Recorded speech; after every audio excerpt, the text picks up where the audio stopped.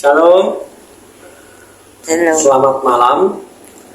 Ya, kita jumpa lagi di pemuritan yang nanti akan bernama PCC Diffusion. Jadi kita ada modul pemuritan di mana kita akan lebih dapat lagi belajar tentang bagaimana hidup di dalam kasih karunia Tuhan. Pemuritan ini dari level 1 sampai level 3 dan masing-masing level ada 16 pengajaran. Ya, kita mulai dulu dari yang pengajaran pertama, yaitu kehidupan kekal. Nah, apa sih yang namanya kehidupan kekal itu? Salah satu ayat paling dalam, ya paling terkenal ya dalam Alkitab adalah Yohanes 3 ayat 16. Seringkali kita selama ini menganggap bahwa hidup kekal itu nanti. Hidup kekal itu suatu yang orang-orang biasa bayangkan adalah hidup nanti setelah kita meninggal atau setelah kiamat. Ya. Nah, kita di sini akan belajar tentang apa sih sebenarnya hidup yang kekal itu. Karena apa? Tidak semua sebenarnya kita mengalami yang namanya hidup yang kekal. Ya. Ada lagu juga dari Ariel ya, nggak ada yang abadi katanya. Ya, nggak ada yang abadi. Di dunia ini nggak ada abadi. Bahkan Salomo sendiri bilang, ya di dalam pengkhotbah, segala sesuatu yang dilakukan di bawah matahari ini adalah seperti menjaring angin. Jadi sia-sia. Orang sering berpendapat, oh kesempatan nih kita mengumpulkan pahala, ya dengan berbuat baik, dengan beramal, ya, supaya nanti kita dapat pahala di kehidupan yang selanjutnya. Tetapi Salomo bilang, semuanya, segala sesuatunya yang dilakukan, dikerjakan, yang dibicarakan, yang dipikirkan di bawah matahari, di bawah kolong langit ini adalah sia-sia. Seperti menjaring angin. Ya. Siapa yang pernah menjaring angin? Kalau menjaring ikan dapat ikan. Kalau menjaring burung dapat burung. Kalau menjaring angin nggak ada apa-apanya. Ya. Sia-sia. Nah, salah satu ayat paling terkenal dalam Alkitab adalah Yohanes 3 ayat 16. Ya. Ayat ini benar-benar disalah mengerti dan sering disalah diterapkan. Di dalam Yohanes 3:16 dikatakan seperti ini. Karena begitu besar kasih Allah akan dunia ini, sehingga ia telah mengaruniakan anaknya yang tunggal. Supaya apa? Supaya setiap orang yang percaya kepadanya tidak binasa, melainkan beroleh hidup yang kekal. Secara tradisional ayat ini sudah dipakai untuk mengajarkan bahwa Yesus datang dan mati untuk dosa-dosa kita. Ya, kalau kita sedang menginjil, kita sering pakai ayat ini. Engkau terima Yesus sehingga dosa-dosamu itu ya diampuni. Supaya kita tidak binasa, dikatakan di firman ini. Walaupun itu memang benar, ayat ini sebenarnya mengatakan bahwa tujuan utama kedatangan Yesus ke dunia dan mati bagi kita adalah agar kita dapat mempunyai hidup yang kekal. Nah, rupanya dosa yang selama ini ada di sejak Adam dan Hawa jatuh dalam dosa itu seperti tembok, ya, tembok penghalang antara kita dan kehidupan yang kekal. Jadi dosa itu merupakan penghalang antara kita dan kehidupan yang kekal. Memang benar, ya, Yesus mati untuk dosa kita. Bahwa jika kita percaya pada Yesus, kita tidak binasa. Tetapi arti Injil bukan hanya sampai di situ. Pesan sebenarnya dalam Injil adalah bahwa Allah ingin memberi Anda hidup yang kekal. Nah, pada malam sebelum Yesus disalibkan, ia berdoa dan berkata seperti ini. Yohanes 17 ayat 3. Ya. Inilah hidup yang kekal itu. Ini kata Yesus sendiri. Ya. Kata Yesus sendiri, inilah hidup yang kekal itu, yaitu bahwa mereka mengenal Engkau, ya, mengenal satu-satunya Allah yang benar, dan mengenal Yesus Kristus yang telah Engkau utus. Saya ulangi, dalam Yohanes 17:3 dikatakan, inilah hidup yang kekal itu. Ini sudah definisi daripada Yesus itu sendiri, yaitu bahwa mereka mengenal Engkau satu-satunya Allah yang benar, dan mengenal Yesus Kristus yang telah Engkau utus. Nah, berarti hidup yang kekal adalah mengenal Bapa, satu-satunya Allah yang benar, dan mengenal Yesus Kristus yang diutus oleh Bapa. Kebanyakan orang berpikir bahwa hidup yang kekal adalah hidup selama-lamanya, hidup untuk selama-lamanya. Ya. Bagaimanapun juga, setiap orang memang hidup untuk selama-lamanya. Roh dan jiwa kembali pada Allah, raga membusuk di kuburan. Nah, kebenarannya, setiap orang yang pernah hidup di muka bumi akan terus hidup dalam bentuk roh. Jadi, mengatakan bahwa kehidupan kekal adalah hidup abadi, bukan kebenaran yang utuh. Kenapa? Setiap orang hidup selamanya. Dalam ayat ini dikatakan dengan sangat jelas bahwa hidup yang kekal tidak diberikan kepada setiap orang. Jadi hidup yang kekal menurut definisi Yesus, perkataan Yesus, ternyata tidak dialami oleh setiap orang. Ya. Beberapa orang berkata kehidupan kekal itu hidup selamanya di surga. Nah, kebalikan dari hidup selamanya juga di neraka. Tetapi hidup yang kekal adalah apa yang dikatakan dalam Yohanes 17:3 tadi. Yaitu apa? Mengenal Allah dan Yesus Kristus. Yang dimaksud di sini adalah lebih dari sekedar pengetahuan intelektual. Jadi pengenalan ini, dia dikatakan pengenalan ini tidak hanya sebatas, oh aku ngerti Yesus itu siapa. Oh Yesus itu seperti ini. Tidak hanya seperti itu. Tidak hanya sebatas ketika kita dimuridkan ini hanya sebatas pengetahuan, hanya sebatas teori. Oh Yesus itu maha kuasa, dia sanggup melakukan segala perkara, dia sanggup memberkati, dia kasih. Tidak hanya seperti itu. Kata mengenal di sini digunakan dalam seluruh Alkitab, ya, untuk menggambarkan apa? Untuk menggambarkan hubungan pribadi paling intim yang Anda miliki bersama dengan Tuhan. Jadi mengenal di sini, hidup kekal itu mengenal Yesus, mengenal Bapa, mengenal secara apa? Secara intim. Kalau tetangga kita kenal, keluarga kita kenal, Pak Jokowi kita kenal, ya Pak Jokowi belum tentu kenal kita. Tetapi yang dimaksud di sini seperti apa? Seperti suami istri. Ada hubungan intim. Tidak ada lagi yang ditutup-tutupi, ya. Dan punya komunikasi yang baik. Punya kasih, ya. Itu hubungan intim. Hubungan yang paling pribadi. Apa yang Yesus tahu, Allah tahu tentang kita, ya.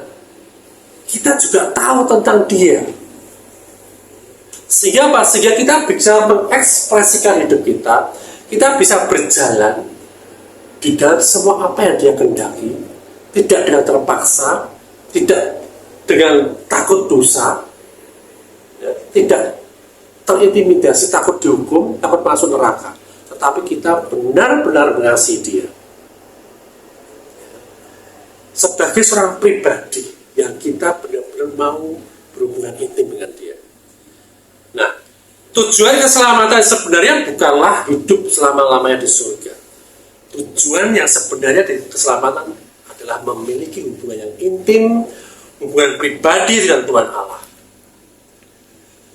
Ada banyak orang yang berseru kepada Allah meminta pengampunan atas dosa mereka, tetapi ya, tidak pernah menjadikan hubungan yang intim dengan Allah sebagai tujuan. Orang bertobat, orang terima Yesus, kemudian dibaptis, selesai. Tiap minggu ke gereja, tiap hari berdoa, baca firman, tetapi dia mengesampingkan hubungan intim ini dengan Tuhan. hari demi hari. Kadang-kadang orang berbicara, wah aku doa sehari 2 jam, atau di sini 4 jam, atau saya worship, saya menyembah Dia khusus untuk jam 4 atau jam 5 saja pagi. Nah, bagi sebagian orang doa 5 menit aja, 10 menit aja udah susah. Tetapi mereka lupa bahwa sebenarnya Tuhan di dalam hidup kita ini 24 jam sehari. Every day, every minutes, setiap detik Tuhan ada dalam hidup kita dan kita ada di dalam Dia. Ya mungkin kalau kita dengan keluarga kita atau dengan suami istri kita, dengan pasangan kita, ya, tiap hari aku akan ketemu kamu 2 jam aja setiap harinya. Dan mungkin seperti itu. Yang namanya hubungan intim, setiap saat ingin ada hubungan, ingin ada komunikasi, setiap saat ingin menyatakan, mengekspresikan kasihnya. Nah, sehingga kalau orang tidak mengerti seperti ini, ya, dia akan kesulitan bagaimana berkata-kata dengan Tuhan, bagaimana menyembah Tuhan. Karena kenapa harus berhubungan intim? Supaya apa? Supaya kita mengenal Dia, apa kesukaannya. Kita dengan pasangan kita saja tahu kesukaan Dia apa, yang tidak Dia sukai apa. Sehingga apa? Sehingga hati kita ini hari demi hari ingin menyenangkan Dia. Nah, itulah hidup yang kekal. Ya. Jadi tujuan keselamatan yang sebenarnya ketika kita memberitakan Injil harus penuh. Ya. Keselamatan tidak hanya berkaitan dengan hal-hal rohani yang hanya menguntungkan kita di masa mendatang, di dalam kekekalan. Ada sebagian orang yang kehidupannya bagikan neraka di bumi ini. Banyak orang merasa tertekan hidupnya, hidup di dalam kemiskinan, perselisihan, penolakan, sakit hati, dan pernikahan, mungkin di pernikahan yang gagal, bermasalah. Orang-orang bertahan hidup hari demi hari saat ini. Nah, dengan menjadikan keselamatan sebagai sesuatu yang hanya berurusan dengan masa mendatang, banyak orang menunda-nunda mengambil keputusan karena mereka terlalu sibuk mencoba bertahan hidup saat ini. Sebenarnya Yesus datang bukan hanya untuk mempengaruhi tujuan kekal kita, agar kita hidup selamanya di surga, di dalam berkat, bukan dalam hukuman dan terkutuk di neraka, tetapi Yesus juga datang untuk membebaskan kita dari dunia jahat saat ini. Yesus datang untuk memberi kita hubungan pribadi, hubungan yang intim dengan Allah Bapa saat ini. Yesus datang untuk membawa kita kembali ke dalam hubungan pribadi yang dekat dengannya. Yesus mengasihi kita, Yesus mengasihi saudara-saudara. Yesus ingin mengenal Anda secara pribadi. Yesus ingin memberi kita kualitas hidup yang lebih besar dari apapun yang bisa kita dapatkan dari sumber yang lain. Kapan itu? Saat ini. Ketika kita menjadi satu roh dengan Dia, ketika kita menyatu dengan Dia, ketika kita diselamatkan dan kita menerima kehidupan kekal. Ya. Menerima hidup kekal berarti kita menyerahkan hidup kita untuk kita punya hubungan yang baik dengan Tuhan, bahkan hubungan yang intim. Nah, di dalam Yohanes 10 ayat 10 dikatakan seperti ini. Pencuri datang hanya untuk mencuri dan membunuh dan membinasakan. Aku datang supaya mereka mempunyai hidup dan mempunyainya dalam segala kelimpahan.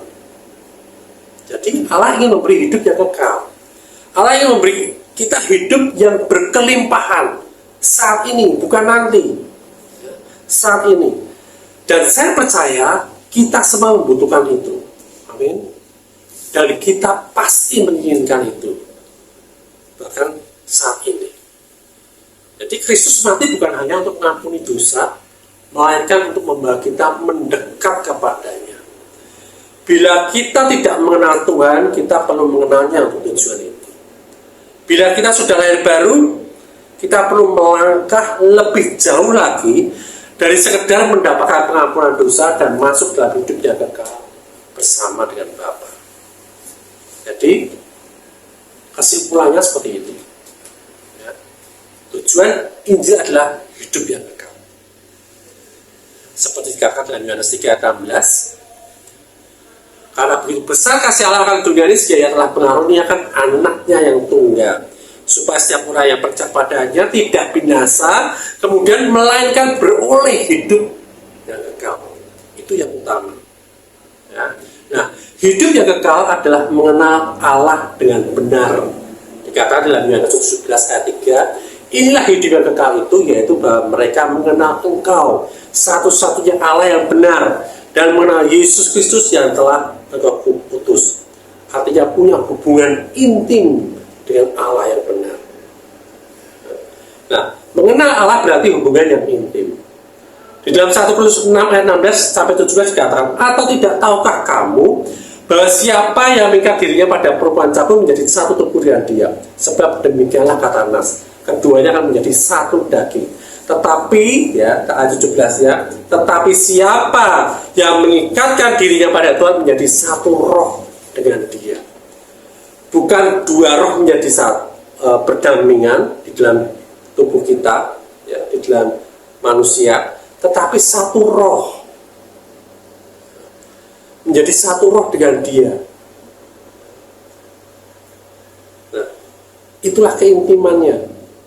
Tidak bisa dipisahkan lagi, dimentorekan oleh Roh Kudus, nggak ada yang bisa memisahkan. Ya. Hidup yang kekal sudah tersedia saat ini. 1 Yohanes 5 ayat 12 dikatakan seperti ini, barang siapa memiliki anak, ia memiliki hidup. Barang siapa tidak memiliki anak, ia tidak memiliki hidup. Jadi ketika kita terima Yesus sebagai Tuhan dan Juru Selamat, Bapa memberikan roh anaknya masuk dalam hidup kita, menjadi satu roh dengan kita. Berarti kita memiliki anak, memiliki Yesus, roh Yesus. Artinya apa? Kita memiliki kehidupan. Barang siapa tidak memiliki anak, ya, kalau kita tidak menerima Yesus, kita tidak memiliki dia. Jadi kehidupan yang kekal itu tersedia saat ini juga, di saat kita menjadi satu roh dengan dia. Nah, Allah ingin mempunyai hubungan pribadi dengan kita. Di dalam Wahyu 3:20 dikatakan, lihat aku berdiri di muka pintu dan mengetuk.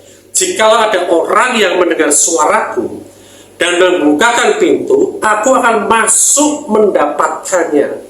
Jadi Yesus akan masuk kalau kita membuka pintu, mendapatkannya. Ketika kita menerima Yesus sebagai Tuhan dan Juru Selamat, ya, kita membukakan pintu bagi dia, dan Yesus masuk mendapatkan hidup kita. Dan dikatakan, aku makan bersama-sama dengan dia dan ia bersama-sama dengan aku. Kehidupan intim dimulai, kehidupan kebersamaan kita dengan Yesus dimulai, keterbukaan dengan Tuhan dimulai, saling mengenal satu sama lain dimulai saat itu. Kita tidak langsung mengenal, kita dengan pasangan kita aja ketika kita menikah, tidak langsung kita tahu semua tentang dia. Tetapi karena kasih yang menyatukan, karena kasih yang membuat perbedaan segala sesuatunya itu tidak dapat memisahkan hubungan intim ini. Jadi seperti itu. Hari ini kita belajar tentang hidup yang kekal. Dan hidup yang kekal itu hari demi hari akan memperbarui hidup kita. Berjalan sebagaimana mestinya sesuai dengan akal pikiran kita, dibaharui hari demi hari. Pengetahuan kita akan Kristus, ya, yang akan memperbarui hidup kita hari demi hari, dan kita bisa menikmati semua yang Tuhan sudah sediakan di dalam hidup kita. Ke depan kita akan membahas tentang diselamatkan oleh anugerah. Bagaimana dengan diselamatkan oleh anugerah? Ya, kita akan membahasnya di pertemuan selanjutnya. Terima kasih. Mari kita berdoa. Bapa, kami mengucap syukur dan terima kasih karena begitu besar kasih-Mu dalam hidup kami, Sehingga ketika kami menerima Engkau sebagai Tuhan dan Juru Selamat, kami tidak binasa, tetapi kami mengucap syukur, kami mempunyai lebih daripada itu Tuhan, yaitu kami memiliki hubungan yang intim dengan Engkau. Dan hubungan yang intim dengan Engkau diwarnai diikat oleh kasih-Mu yang tiada taranya, yang tidak ada bandingnya, yang tidak terukur, sehingga kami boleh hidup di dalam kasih-Mu. Makin hari kami mengenal Engkau sebagai Tuhan kami, sebagai sahabat kami, sebagai mempelai kami Tuhan, sehingga kami hari demi hari Tuhan diubahkan hidup kami. Kami boleh menikmati apa yang Engkau sudah sediakan dalam hidup kami. Terima kasih Bapa, terima kasih Roh Kudus, Engkau sudah menyatakan, Engkau sudah memberikan pewahyuan, pengetahuan, hikmat untuk kami lebih lagi belajar di dalam kasih anugerah-Mu. Dalam nama Tuhan Yesus, haleluya, amin.